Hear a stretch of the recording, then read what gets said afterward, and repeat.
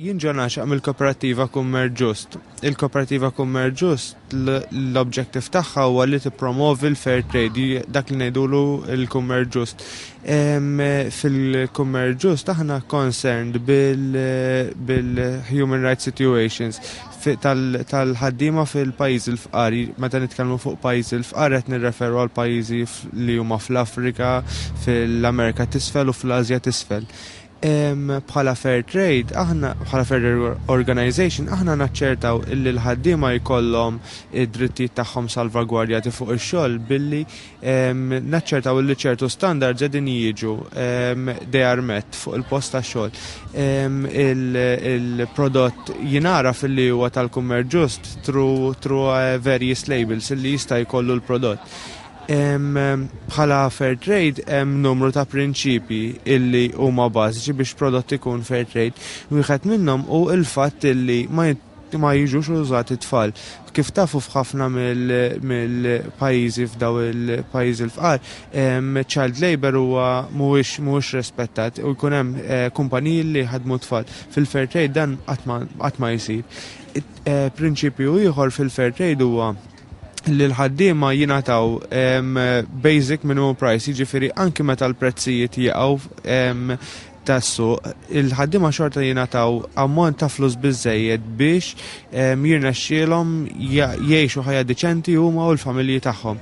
It-tieni standard tal-Fair Trade huwa transparency and accountability. Dan jiġifieri li l-organizzazzjoni illi tħaddem il-ħaddiema ikun hemm democratic working processes u l-ħaddiema l-opinjonijiet tagħhom jiġu taken into consideration.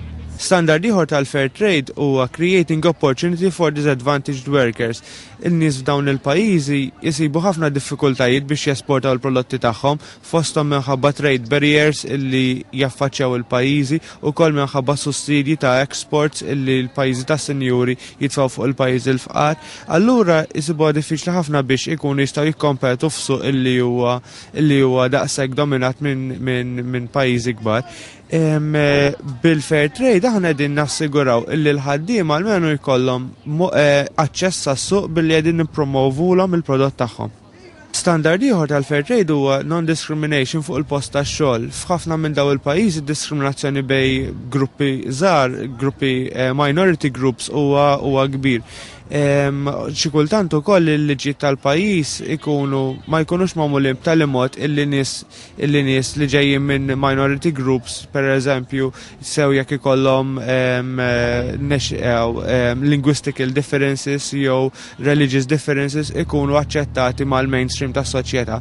Fil-Fair Trade hemm policies riġidi sabiex kull persuna li huwa minn diverse cultures jew diverse minority groups fiħdana il-pajis ikun jista' jaċċessa ix-xogħol. Fil-Fair Trade jiġi assigurat illi l-kondizzjoni fuq il-post tax-xogħol with regards to the environment huma b'tali mod illi l-environment ma jkunx użat b'tali mod illi ma jistax jerġa' jirreġenera ruħu. Bekk il-prinċipju ta' sustainable development fil-kunċett ta' Fair Trade huwa vera b'saħħtu.